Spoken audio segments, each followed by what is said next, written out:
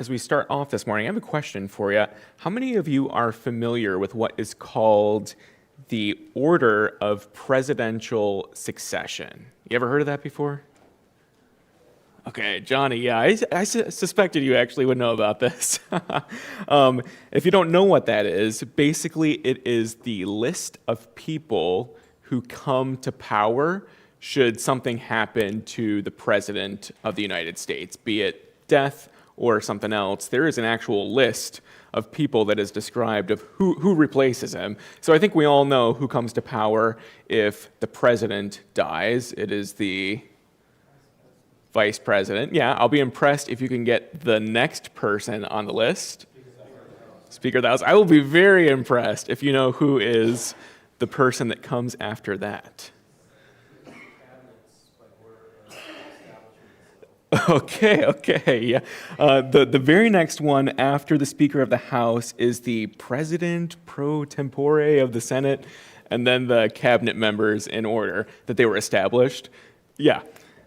I didn't realize how extensive this list was, but I saw this week that there are actually like 18 people that follow the president should something happen to him. I want you to imagine with me for just a second that in some extreme circumstance, in a span of like 4 years, we actually worked through that entire list of 18 people. What do you think would happen if we got to the 19th and we don't have a list anymore? What do you think is going to happen? Probably chaos in my mind, just kind of scrambling like, oh my goodness, we did not anticipate having to go this far down into the list here. Who are we going to appoint to be the next president? Thankfully, we have not had to do that in the United States. We've only ever gotten to the vice president. But when you look back in history, you can see that the death of a ruler has resulted in chaos for some other nations.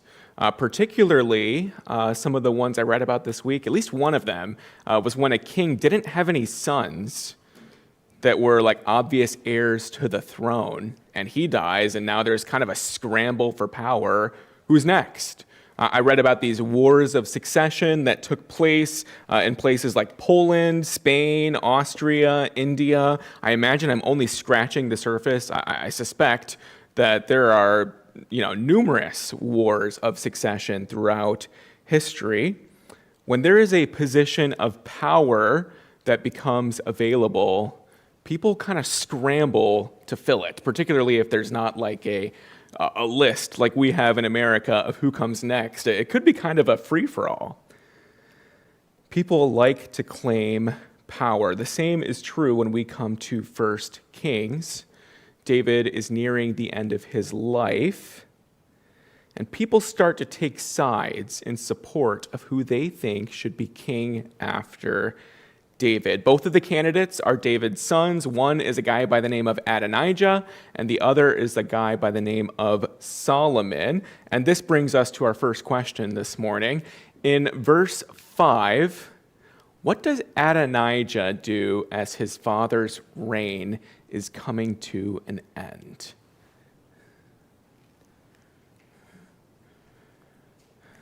Yeah. He declares himself king. Yeah, he claims the crown for himself. The text tells us that he was the next in birth order after Absalom. So maybe by like normal circumstances, I suspect that Adonijah might have been the heir apparent. However, that's not quite how things work out. Not only does Adonijah appoint himself, but he gets quite a little following of people to support him. And it's not like his college buddies either said, hey, Adonijah, we think you'd make a good king. It wasn't just some rando people that helped him out. No, the text tells us that Joab, the general of David's army, supports Adonijah. There's a priest by the name of Abiathar, who we'll mention later, that supports Adonijah. These are some pretty influential and well-known people that back Adonijah to be the next king after David. However, it turns out that Adonijah was not the guy who was supposed to take over. Second question, who was supposed to be the next king of Israel? Kaylee? Solomon was. Yeah. Solomon gets his own backing as well. We can read about how Nathan the prophet, Bathsheba, a priest named Zadok, they all back Solomon. So you can kind of envision in your mind these like two groups of people that have picked their candidate to be king, and they're supporting him. Well, this decision isn't going to be decided by a popular vote. There's actually a couple of things in Solomon's favor that determine that he is going to be the king to replace David. First is that David had promised Bathsheba that Solomon would be king. Adonijah doesn't have a promise like this, even though he is older. Certainly, this promise is going to work in Solomon's favor. It actually seems to be the driver or the catalyst in this story by which Solomon is appointed king. But there's something else that is working in Solomon's favor as well. That is this, that God had previously declared that it was Solomon who would be king. We see this in 1 Chronicles chapter 22. I'm going to put it on the screen for you here in just a second. But in the context of these verses, David is speaking to Solomon, charging him to build the temple. Remember, David was disqualified from building the temple. He was a man of blood. Solomon was going to be able to. And as part of this conversation, David actually relays a conversation that God had had with him. So God is speaking to David here when he says, "Behold, a son shall be born to you who shall be a man of rest. I will give him rest from all his surrounding enemies. For his name shall be Solomon, and I will give peace and quiet to Israel in his days. He shall build a house for my name. He shall be my son, and I will be his father, and I will establish his royal throne in Israel forever." So even before Solomon was born, it seems that God had determined that he was going to be the one to follow David as king. And one of the things that I want us to consider in this opening chapter of 1 Kings here is that the Bible, or even this specific story, is more than just a history book recording the events of how a man came to power. Right? We might be inclined to come to a chapter like this and treat it like any other war of succession. Like I mentioned, didn't the same thing happen in Poland, in Austria, in Spain?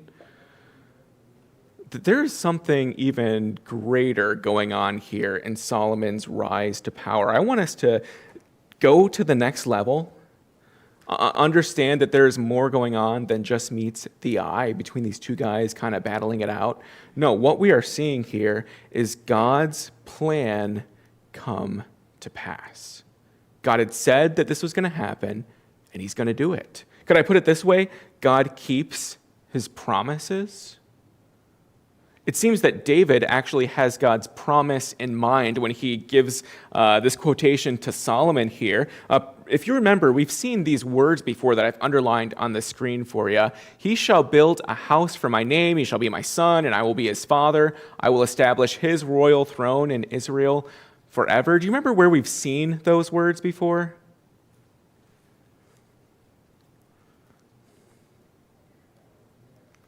This is part of the Davidic covenant.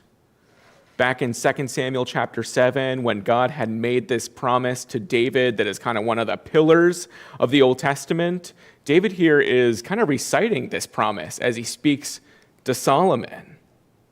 We noted a couple of weeks ago that the most significant part of this promise is fulfilled in Jesus. But 1 Chronicles has given us a little bit more light or another angle to this and showing us that it is specifically Solomon, he's mentioned by name, that is going to be the one to succeed David, to build this house. It's not Amnon or Absalom or Adonijah, but specifically God had chosen Solomon. So even though Adonijah appoints himself king and gets this little following of people, he can't thwart God's plan.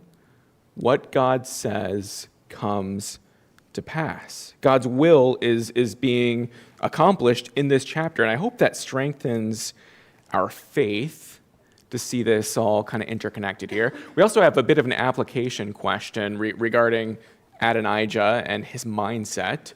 I asked you to consider the words of Jesus in Matthew chapter 23 when he says, "The greatest among you shall be your servant.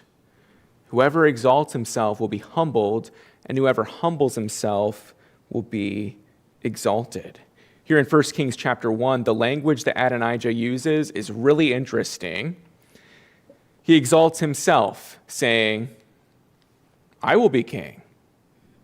This wasn't, someone else's idea. It wasn't one of his friends who said, "Hey, Adonijah, I've been thinking you might be a good king." No, Adonijah realizes that his dad is about to die, and he looks around and thinks, "I can't find a better candidate to replace dad than myself.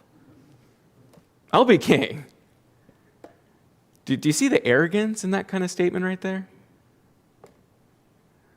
Really interesting that Jesus talks about people who exalt themselves. They'll be humbled. In the context of Matthew chapter 23, Jesus is contrasting the attitude of the Pharisees with what he's expecting in his followers. He's addressing crowds here, and he's talking about how the Pharisees, they love being the center of attention. They love being recognized for their piety. They want the best seat at the table. They want people to notice them and go, "Wow, you guys are spiritual." Jesus says, don't be like that. Don't exalt yourself. Be humble. Be a servant.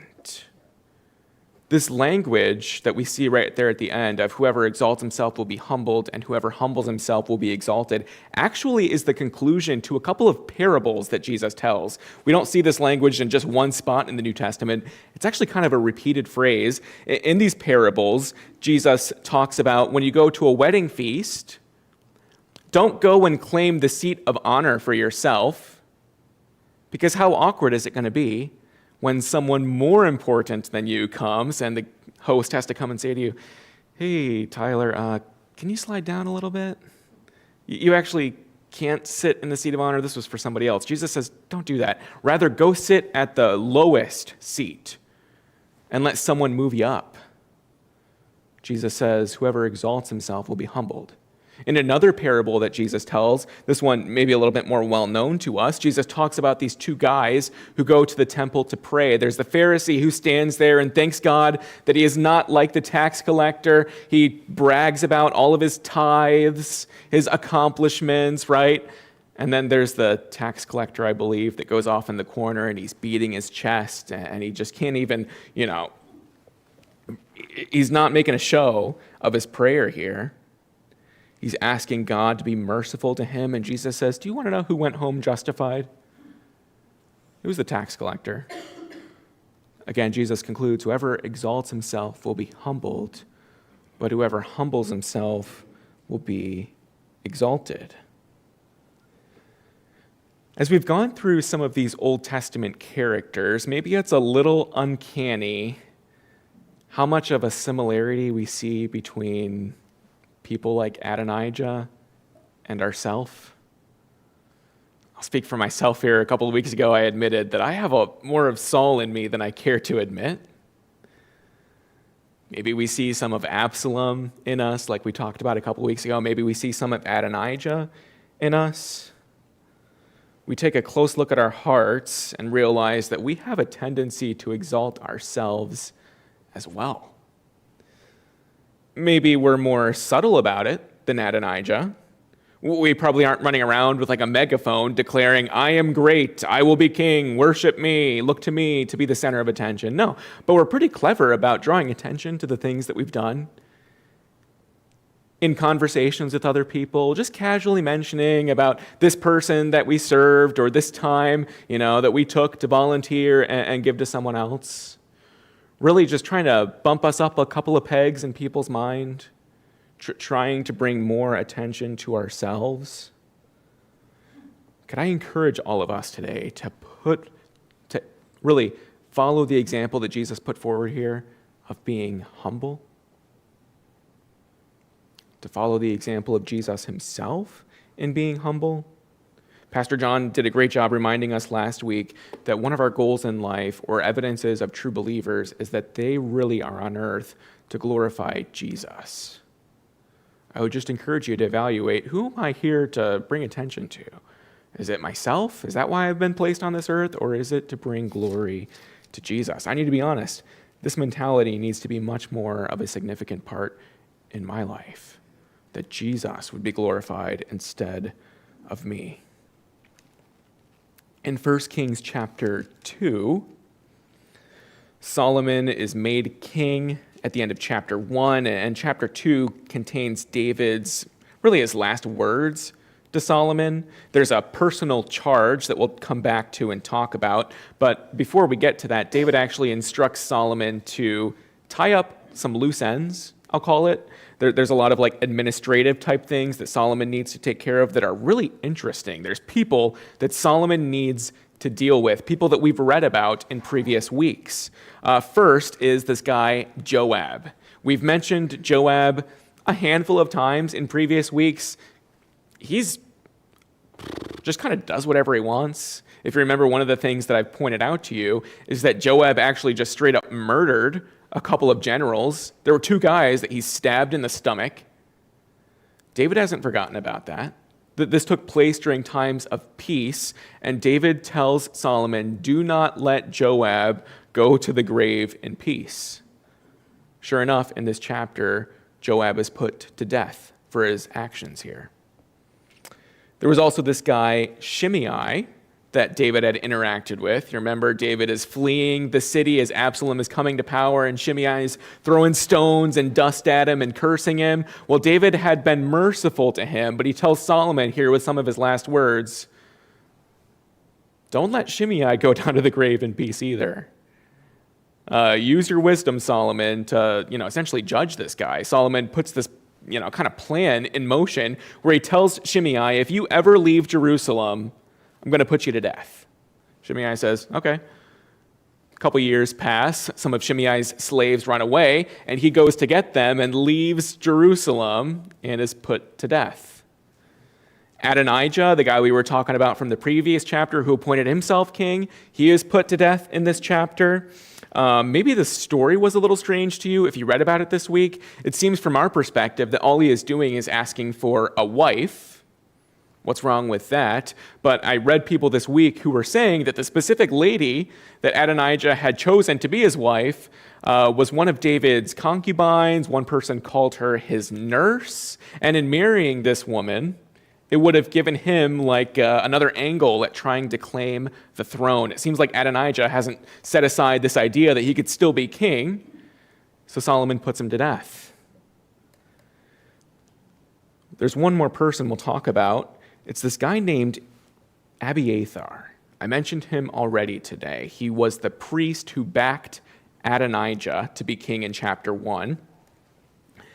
Solomon doesn't put him to death, but he does expel him from the priesthood, and this is significant. If you're looking at 1 Kings chapter 2, look with me at verse 26. I'm going to read verses 26 and 27. And to Abiathar the priest, the king said, go to Anathoth, your estate, for you deserve death. But I will not at this time put you to death, because you carried the ark of the Lord God before my father, and because you shared in all my father's affliction. So Solomon expelled Abiathar from being priest to the Lord, thus fulfilling the word of the Lord that he had spoken concerning the house of Eli in Shiloh. Now, this is going to require us to go back and think about a story that we've talked about many, many weeks ago now. Do you guys remember Eli? All the way at the beginning of 1 Samuel. One of the rebukes of Eli was that he and his sons showed contempt for the offerings of the Lord. Remember his sons really would take the best portions for themselves before anything had been offered to God. There was a sequence that there was, when an offering was made, some of the parts were supposed to be burned. They were supposed to be for the Lord, but Eli's sons would come and take whatever portion they wanted for themselves. A prophet actually comes to Eli and says, you're going to be judged for this. You have shown more regard for your sons than you have for me.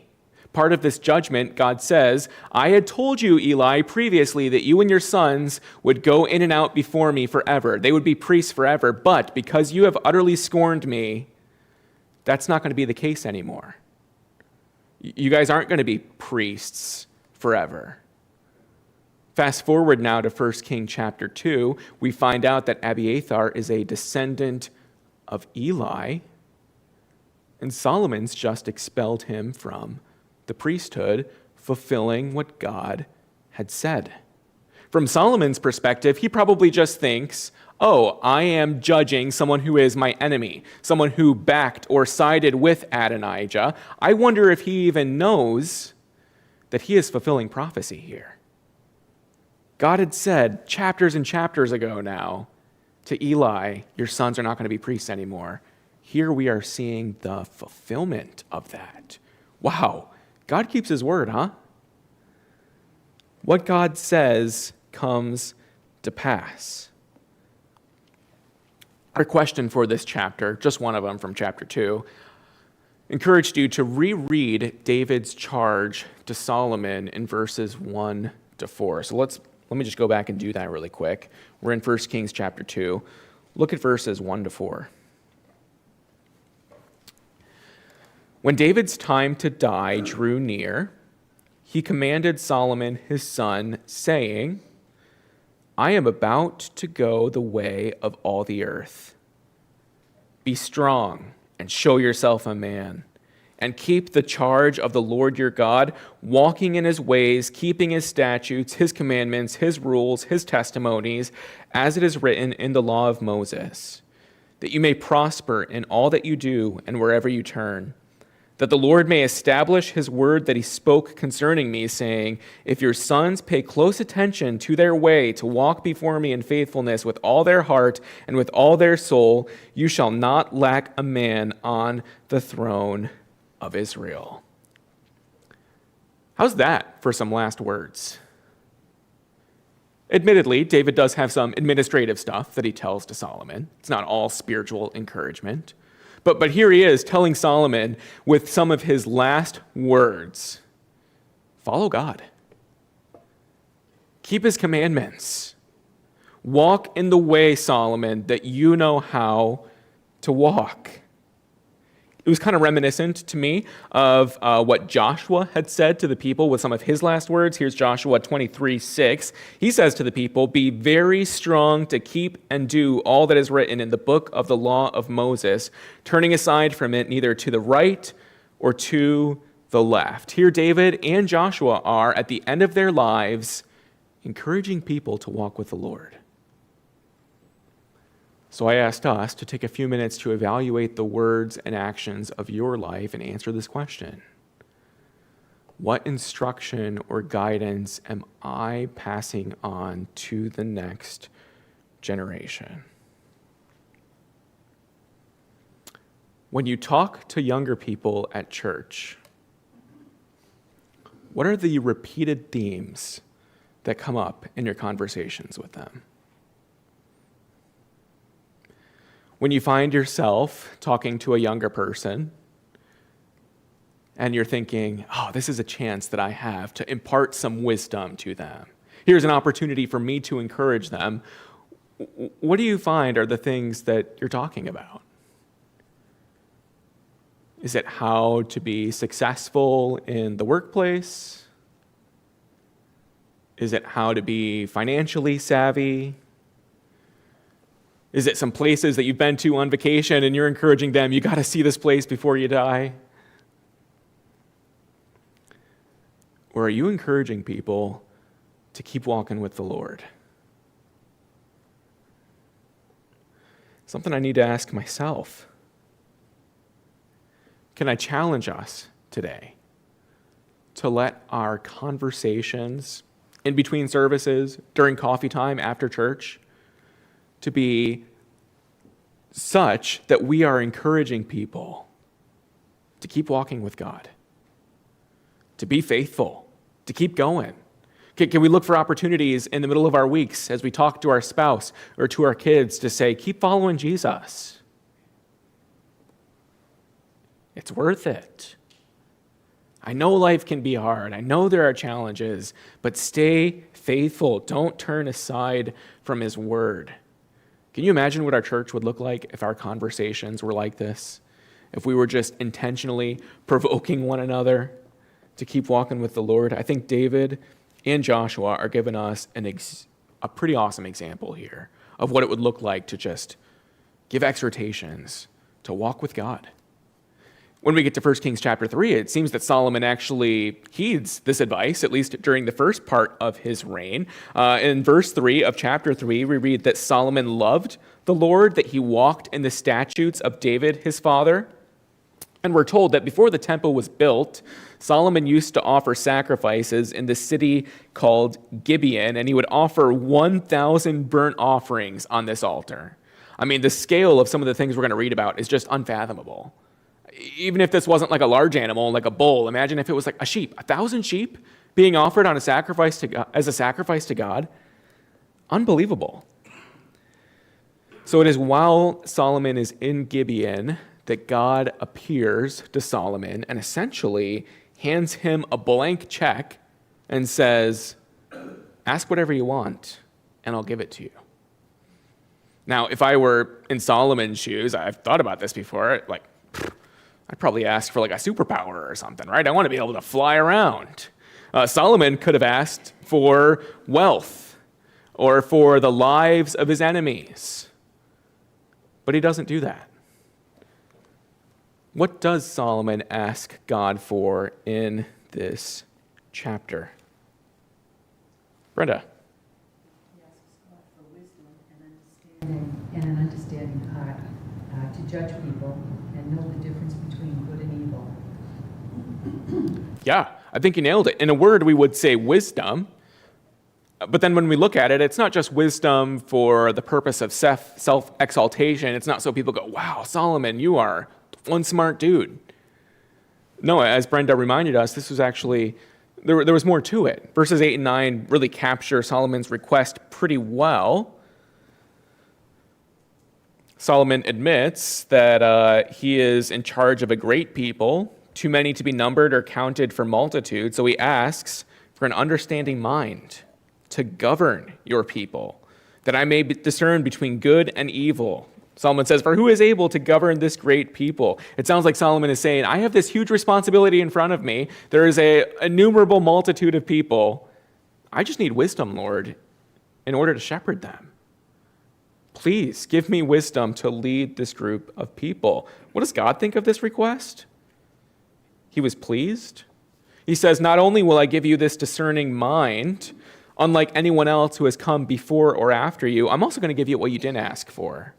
I will give you riches and honor so that no king will compare to you in all your days. And if you will walk with me, I'll lengthen your days.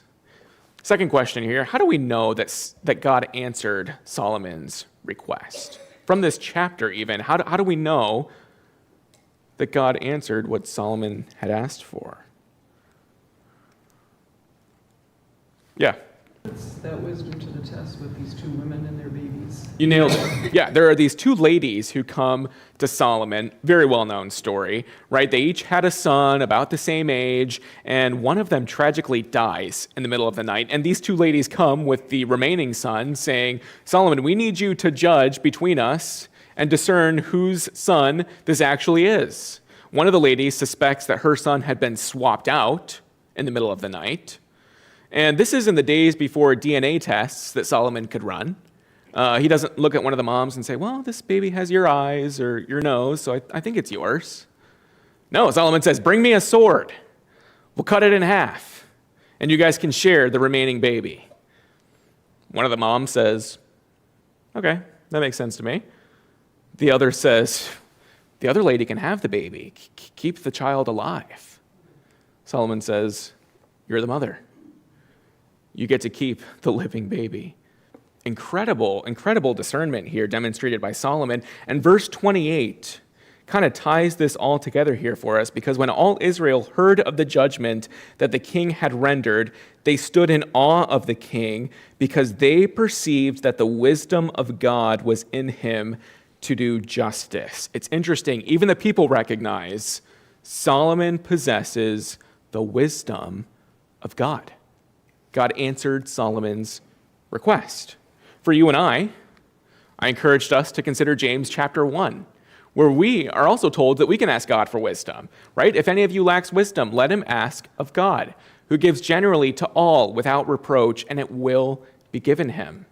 But let him ask in faith, with no doubting. The one who doubts is like a wave of the sea that is driven and tossed by the wind. For that person must not suppose that he will receive anything from the Lord. It's pretty awesome to think that when we ask for wisdom, God will also give it to us. Later on in the book of James, we actually find out what this wisdom from above looks like. I'm sure some of you could rattle off the attributes or characteristics of wisdom from above. It's pure, peaceable, gentle, open to reason, full of mercy and good fruits, impartial and sincere. If you find that these attributes are manifesting themselves in your life, you can be confident you possess the wisdom from above. Can I encourage you to make this prayer, this request, a regular part of your life? We can't be so arrogant to think, I can do life on my own. I don't need God's wisdom. And we can have confidence that when we ask in faith, with no doubting, God will give us wisdom. Pretty awesome promise. In chapter 4, this chapter is very heavy on details. There's a lot of names, a lot of numbers, geographic locations. It's kind of one of those chapters that we might be inclined, frankly, to skip over. There's just so many details. We're like, I don't really know what any of this means, to be honest. But God preserves this for us. The first question just kind of asked you, why do you think this chapter is here? Why are there so many details recorded for us of Solomon's reign? Any ideas?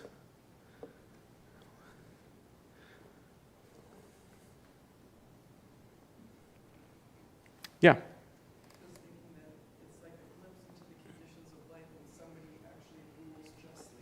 Okay, that's really insightful.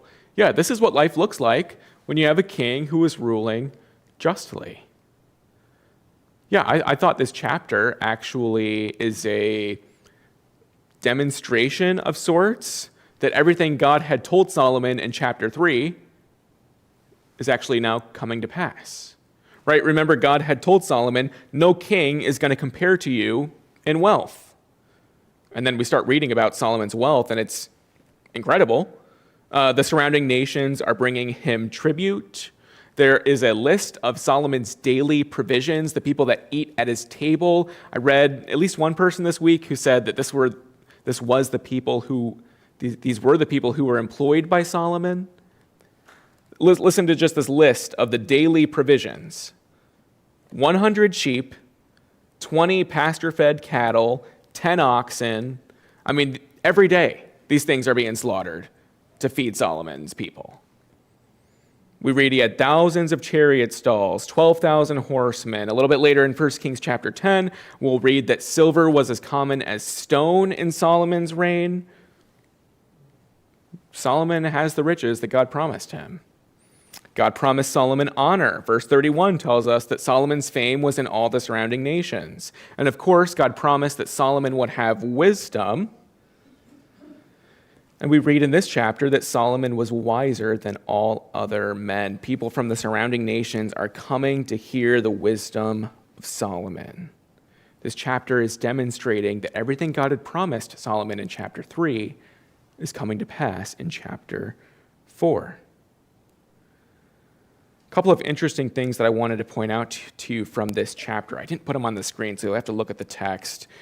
In 1 Kings 4, verse 20, we have some language that should jog a memory of ours. Verse 20 says this, Judah and Israel were as many as the sand by the sea. Have you heard that language before? Is that jogging a memory of yours? Where have you seen that? Do you remember? I hear you whispering it, Nano. Could you say it? Well, he spoke to Abraham. Yes. Didn't God say to Abraham, look at the stars, Look at the sand of the sea. That is going to be how many your descendants are.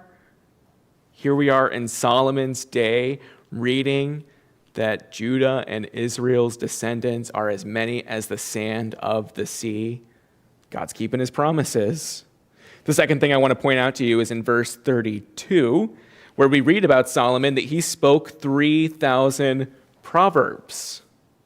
Some of these proverbs have been preserved for us, and that's why we finished off our reading plan on Thursday and Friday in the book of Proverbs. Could I remind you that, yes, these are from the wisest man who ever lived,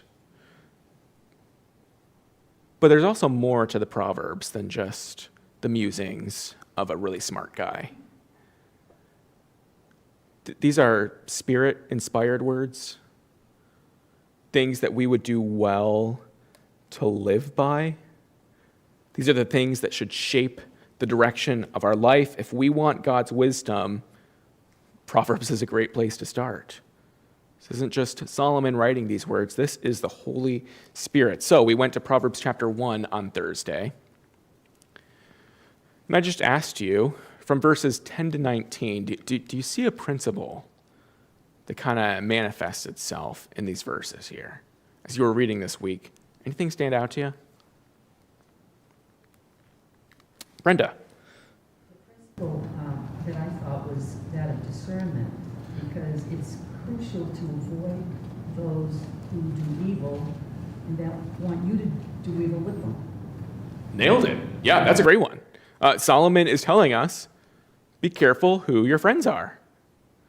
He says to his son, if sinners entice you, don't consent. If they invite you to join them, don't go with them. Don't walk in the way with them. These guys are on the path to destruction, son. Don't join them. Could I address the young people in attendance this morning? Perhaps you find yourself wanting to fit in, wanting to be cool. You see the popular person and you think, wow, how cool would it be for me to be in that group? Could I encourage you this morning to be discerning about the kinds of people that you're surrounding yourself with? I don't know this, but I would assume that the most popular person at your school is probably not also the most godly. So when you strive to be like this person and fit in with this group, it's going to come at a cost. And you're going to find that you are going to have to sacrifice some things to fit in with these people. It's likely going to be godliness. You're going to find that incrementally over time, you're going to start talking like them, dressing like them, behaving like them, and you might not even know it, but this might be the path of destruction. Heed Solomon's wisdom here. Be careful about the people that you surround yourself with. Be careful. I get it. That desire to fit in is strong. Be careful who your friends are. We've got 3 minutes here at the end. We're going to skip, I think, the second question. We'll just jump to Proverbs 27 and 28. I actually don't think there was another question. These questions are unique in that I didn't really give you a whole lot of direction. Just kind of asked you, hey, what stands out to you from these chapters? How can you apply it to your life? And I wanted to prepare you for maybe the last, I'll say, quarter of the year, in which I think I might be asking less and less specific questions. And my goal as we finish this year's reading plan is really to help you become students of the text, to come to the chapter each day and think to myself, what's God trying to teach me here? What do I need to learn from the text? So just wanted to warn you guys that may be on the horizon. I haven't totally implemented that yet, but I'm thinking about moving that direction. I really would like to have a bit of a handoff to you guys to come to the text and not just have me kind of lead you to the right answer, but think for yourself, what is God teaching me here? Anyway, Proverbs 27, 28, was there any proverb or proverbs plural that stood out to you as you were reading through these chapters?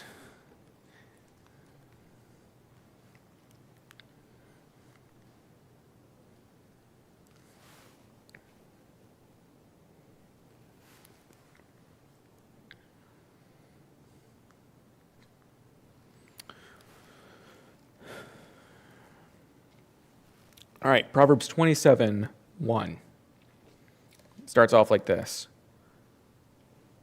Don't boast about tomorrow, for you do not know what a day may bring. There's some serious wisdom there. James actually talks about this. He says something very similar when he says, don't speak arrogantly about future events.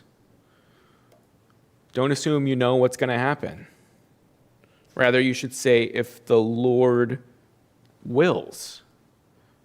That's a pretty humble response. Imagine if we adopted that in the way that we speak. If you stop and think about it, we speak with relative certainty about the things that we're going to do in life. We say, I'm going to Disney next week. I'm starting a new job tomorrow. My 5-year plan is to buy a house. Those statements about the future are really devoid of God and His timing, His will. So let's be wise and humble and say, Lord willing, I'll have enough money to buy a house someday. If God wills, I'll see it tomorrow. Let's heed Solomon's wisdom here. I'll conclude with one more proverb. Let's see.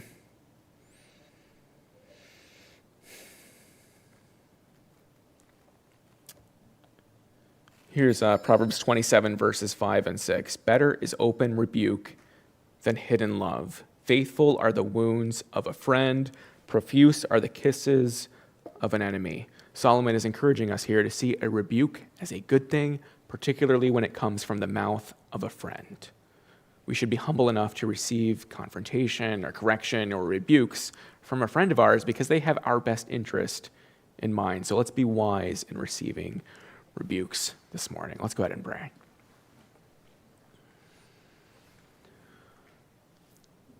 Father, we need your wisdom today. At times we can be proud and think that we are competent enough to do life on our own. We've seen patterns, we've done this 1,000 times, we can handle it. Help us to be humble and to seek you constantly for that wisdom that comes from above. Help us to look to places like the Proverbs that should set the tone or the direction of our lives. And it's in Christ's name we pray. Amen.